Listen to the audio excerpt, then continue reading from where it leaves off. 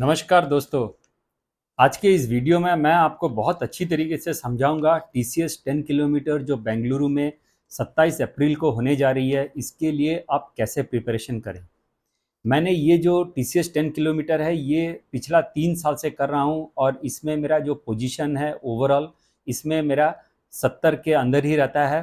और मेरा जो एज कैटेगरी है इसमें मेरा नंबर चौथा पाँचवा छठा इस तरीके का रहता है। तो मुझे ये इवेंट का बहुत अच्छी तरीके से एक्सपीरियंस है, मुझे बहुत अच्छी तरीके से ज्ञान है और मैं समझता हूँ कि मैं आपको बहुत अच्छी तरीके से इसमें गाइडेंस दे सकता हूँ। क्योंकि अभी मेरे पास कुल मिला के 25 से 30 रनर्स हैं जुड़े हुए हैं जो कि टीसीएस 10 किलोमीटर का ट्रेनिंग ले रहे हैं।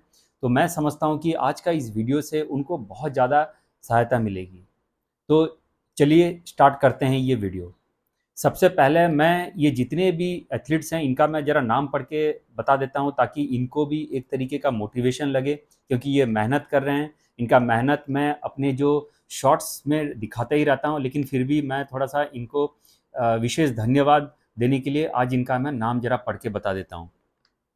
अंजुम जी, श्रद्धा जी, सुबोध जी, चंदन जी, अंजलि जी, प्रमित जी, वैशाली जी, जसविंदर जी, संतोषी जी, शुभम जी, जंडोय जी, चंद्रप्रकाश जी, अश्विन नायक जी, सुनील जी, आदित्य जी, रोहित जी, प्रमित जी, गुरु शुक्ला जी, रवि जी, रोहित शर्मा जी और शुभम सोनी जी। ये जितने भी धावक हैं ये देश के अलग अलग कोने से मेरे साथ जुड़े हुए हैं। हम लोग इकट्ठे ट्रेनिंग कर रहे हैं पिछले 1.5 महीने से। ये जो टीसीएस 10 किलोमीटर ये जो इवेंट है ये 27 अप्रैल को होने जा रही है बेंगलुरु में। ये प्रोकेम का एक सीरीज़ है। तो अगर आप इस साल 2025 से 2026 में अगर ये प्रोकेम का टाइटल अर्न करना चाहते हैं तो ये इवेंट में आपको रजिस्टर करना चाहिए था। मैं इसलिए बोल रहा हूँ करना चाहिए था क्योंकि इसका रजिस्ट्रेशन अभी क्लोज्ड है, अभी इसमें आप रजिस्ट्रेशन कर नहीं पाएंगे। तो अभी अगर आपको ये प्रोकेम स्लैम में भाग लेना है तो आपको वेदांता दिल्ली हाफ मैराथन में दौड़ना पड़ेगा। तो इस वीडियो में मैं आपको आज समझाता हूँ कि एक अच्छा टाइमिंग लाने के लिए 10 किलोमीटर में आपको कौन कौन सी चीज़ों का जरूरत पड़ेगा। चाहे ये आप टीसीएस 10 किलोमीटर बेंगलुरु में करें या कोई भी इवेंट में करें, जो सबसे पहला इंपॉर्टेंट चीज़ है वो है आपका वेदर। आप भले ही जितना अच्छा ट्रेनिंग किए हों, लेकिन अगर आपका वेदर अगर बहुत हार्श रहता है रेस डे के दिन तो आपका उसमें टाइमिंग पर्सनल बेस्ट जो टाइमिंग है वो आने का चांसेस थोड़ा सा कम है। आपका ह्यूमिडिटी, टेम्परेचर, बारिश, ये कुछ चीज़ें हैं जो कि अफेक्ट करते हैं आपके रनिंग टाइमिंग में। न केवल ये आपका हार्ट रेट बढ़ाता है बट आपको स्पीड भी घटाएगा। आपको ये फील होगा कि आप एफर्ट तो डाल रहे हैं लेकिन आप पेस पकड़ नहीं पा रहे हैं। आपका जो टाइमिंग है पर्सनल बेस्ट टाइमिंग का जो पेस है वो आप अचीव नहीं कर पा रहे हैं।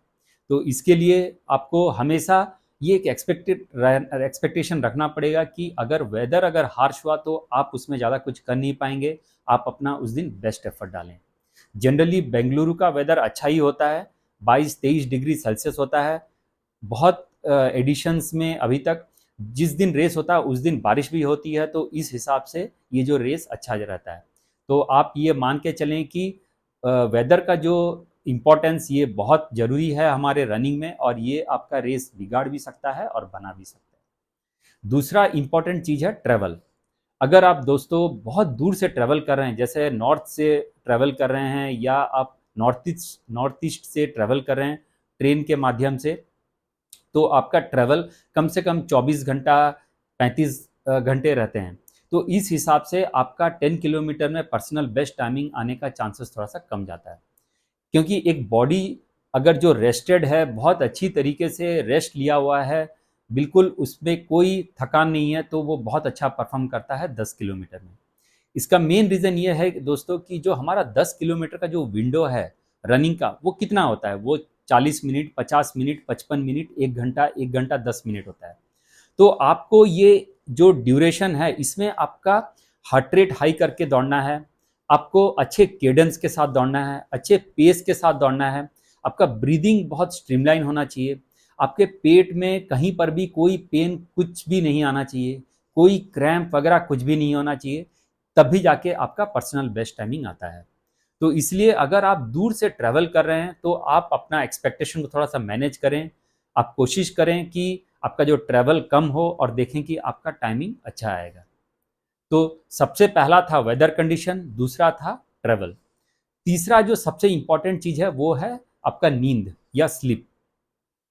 मैं बहुत सारा इवेंट में पार्टिसिपेट किया हूँ और देखा हूँ कि मैं एक दिन 2 दिन पहले जब जाके रुकता भी हूँ तो मुझे नींद बराबर नहीं होता है। तो इस हिसाब से जब मैं रेस डे के दिन स्टार्ट करता हूँ अपना रनिंग, तो मुझे कहीं न कहीं एक तरीके का थकान फ़ील होता है। तो अगर आप सोए बहुत अच्छी तरीके से हैं, आपने नींद बहुत अच्छा लिया हुआ है रेस वीक के दिन, रेस डे के 1-2 दिन पहले, तो आपका जो रेस टाइमिंग है वो बहुत ही अच्छा जाएगा। तो आप कोशिश करें कि आप किसी भी तरीके का स्ट्रेस न लें, ज़्यादा कुछ सोचें मत, आप अच्छे से नींद लें। लेकिन होता ये है कि जो रेस डे के जस्ट पहले दिन होता है, उसमें नर्वसनेस इतना होता है, एंग्जायटी इतना होता है कि नींद बराबर आ नहीं पाता। तो ये एक तीसरा कंडीशन है, तीसरा फैक्टर है जो कि आपका रेस टाइमिंग को चेंज कर सकता है, अच्छा बना सकता है, बिगाड़ सकता है, बना सकता है। चौथा चीज़ हो गया वो क्राउड।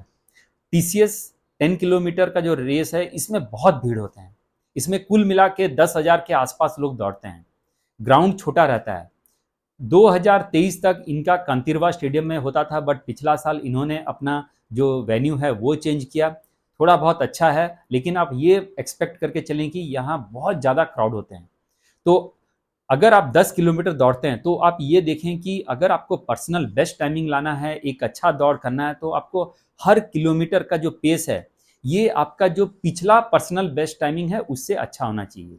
तो अगर क्राउड बहुत ज़्यादा है और आपका पहले ही किलोमीटर में अगर आप स्लो हो जाते हैं तो वो आपको मेकअप करना बहुत ही मुश्किल होगा। तो आप कोशिश करें दोस्तों कि आप ऐसे जगह पर खड़े रहें जहां आपको आराम से स्पीड बने, आप ज़्यादा पीछे खड़ा ना रहें। अगर आप स्लो रनर हैं तो पीछे रहें, लेकिन अगर आप तेज धावक हैं तो थोड़ा सा आगे रहें। तो ये भी आपको दिमाग में रखना पड़ेगा कि अगर पहला किलोमीटर अगर आपका स्लो हो जाता है तो वो टाइमिंग को मेकअप करना बहुत ही दिक्कत होगा आपका जो दूसरा, तीसरा, चौथा 10 किलोमीटर तक।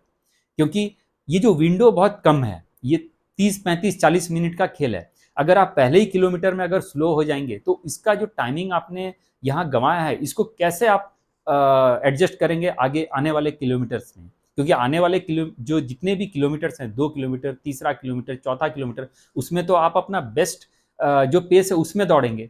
तो आपको पहला किलोमीटर का जो लॉस हुआ है उसमें उसको एडजस्ट करना बाकी सब किलोमीटर में, ये बहुत दिक्कत वाली बात है। तो ये आप अपने दिमाग में रखें।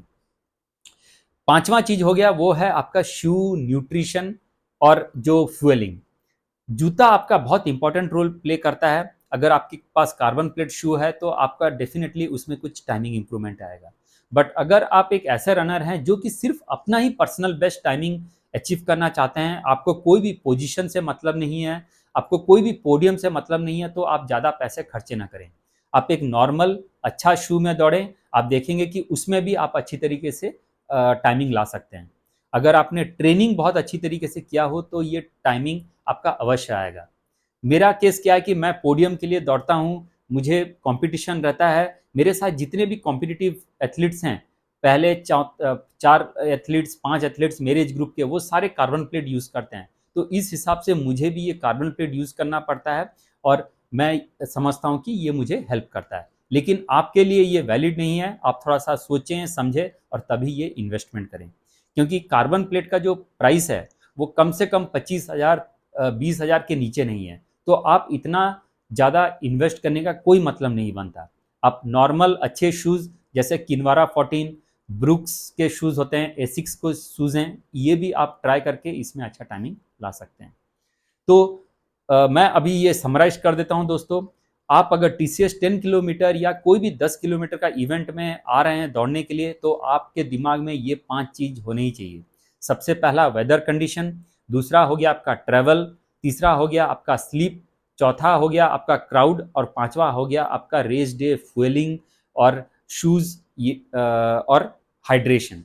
ये 5 चीज़ आप थोड़ा-सा दिमाग में रखें, ध्यान में रखें, उसी तरीके से एक्सपेक्टेशन सेट करें, उसी तरीके से अपना गोल सेट करें और देखें कि आपका अच्छा टाइमिंग आएगा। अब मैं कुछ 10-15 मिनट बात करता हूं कि कौन-कौन से चीज़ करने चाहिए जिससे कि आपका 10 किलोमीटर का टाइमिंग अच्छा आएगा। मैं ये अभी फ़िलहाल अपने जो ट्रेनीज़ हैं इनके साथ ये अप्लाई कर रहा हूँ।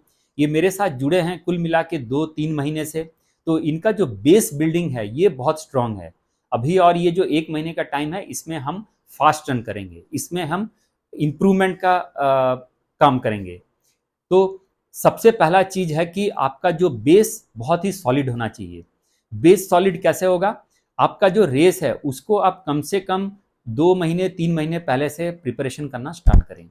पहला जो महीना है इसमें आप सिर्फ अपना एंड्योरेंस पे काम करें, अपना जो शरीर को बनाएं, स्ट्रेंथ वर्कआउट करें, साइकिलिंग करें, स्विमिंग करें, जितने भी अलग अलग तरीके के स्पोर्ट्स हैं वो करें ताकि आपका बॉडी प्रिपेयर हो सके एक फास्ट रन करने के लिए। 10 किलोमीटर का जो रेस होता है दोस्तों, इसमें एग्रेसिव टाइमिंग चाहिए, इसमें एग्रेसिव पेस चाहिए। तो इसलिए आपको अपना जो बेस बहुत स्ट्रांग करना पड़ेगा। अगर आप एक वीकली माइलेज 70-80 के आसपास करते हैं तो आपको 10 किलोमीटर कोई भी ज़्यादा बड़ा डिस्टेंस नहीं दिखेगा।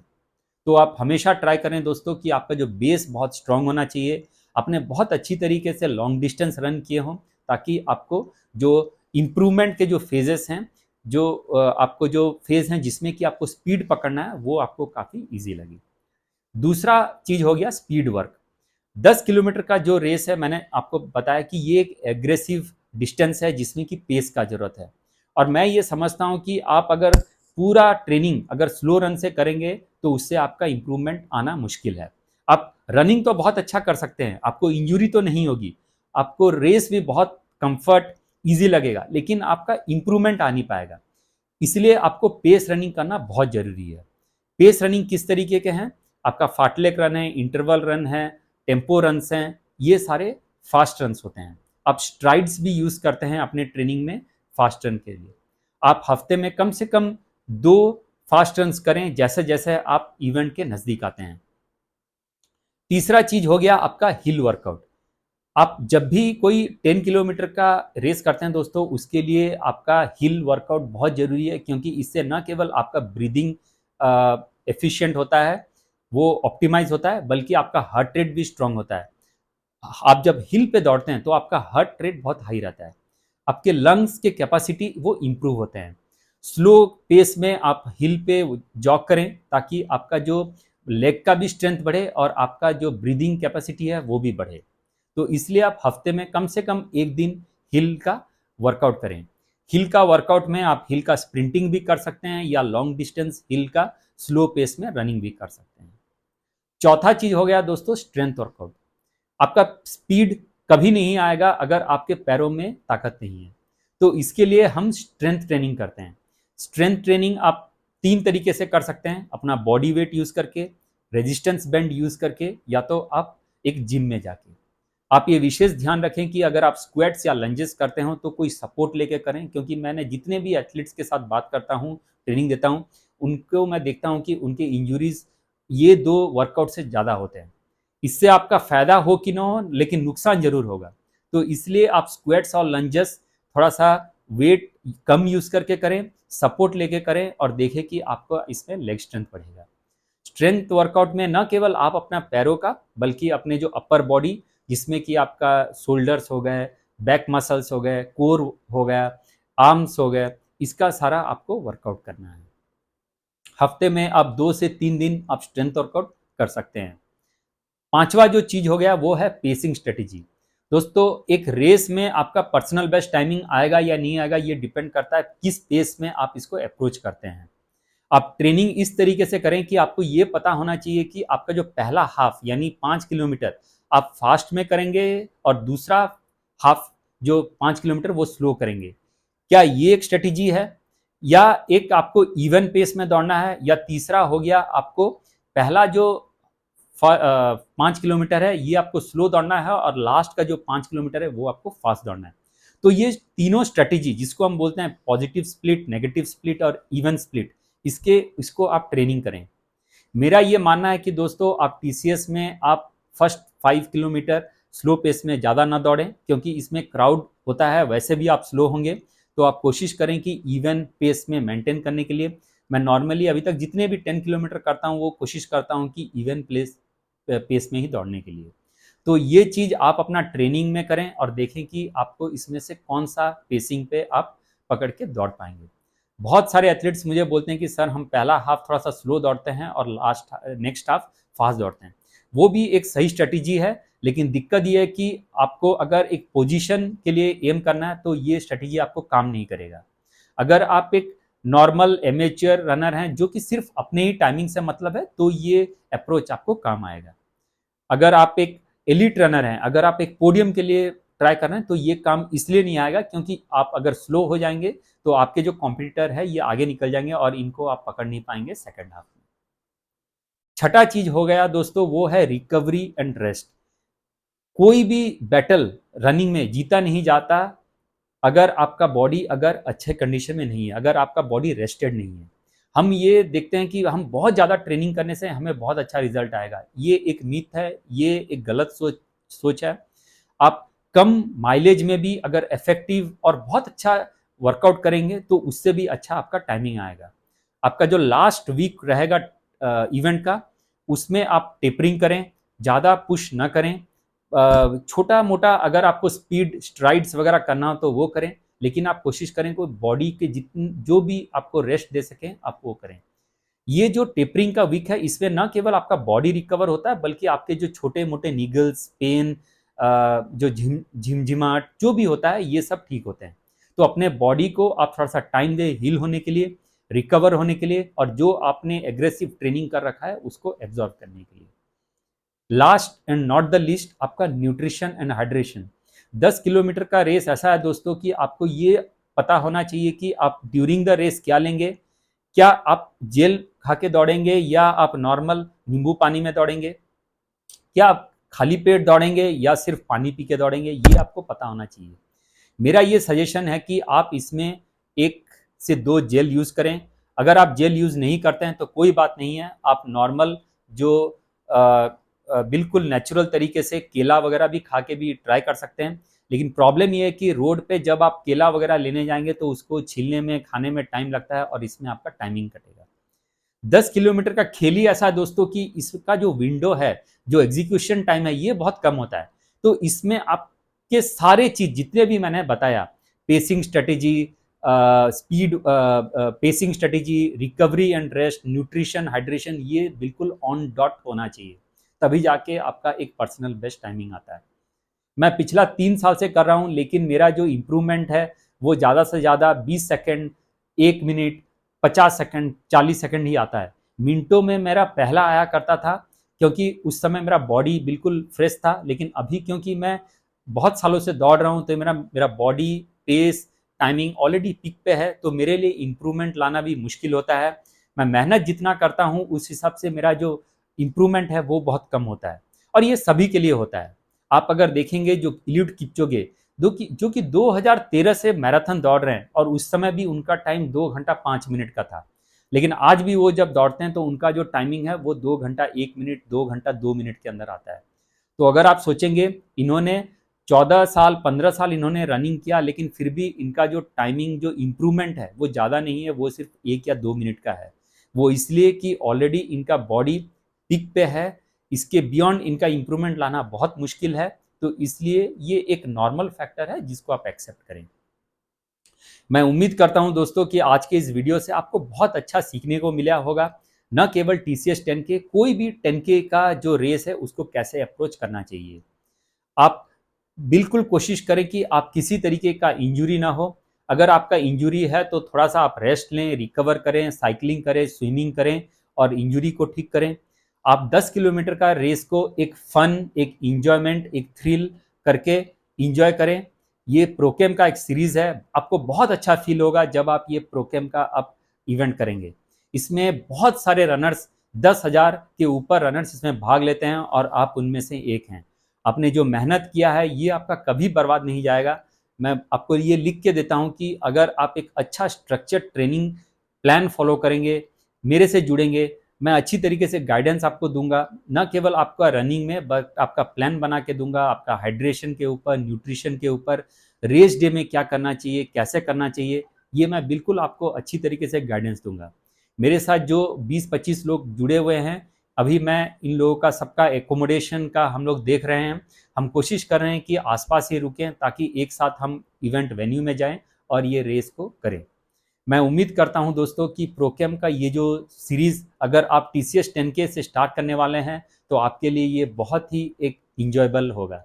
अगर आप मेरे से जुड़ना चाहते हैं तो ये मेरा व्हाट्सअप नंबर है, आप मुझे कांटेक्ट करें। एक मिनिमम शुल्क रहेगा, लेकिन मैं आपको ये गारंटी के साथ बताता हूँ कि आपको मैं एक बहुत अच्छा एक्सपीरियंस, रनिंग एक्सपीरियंस दूंगा।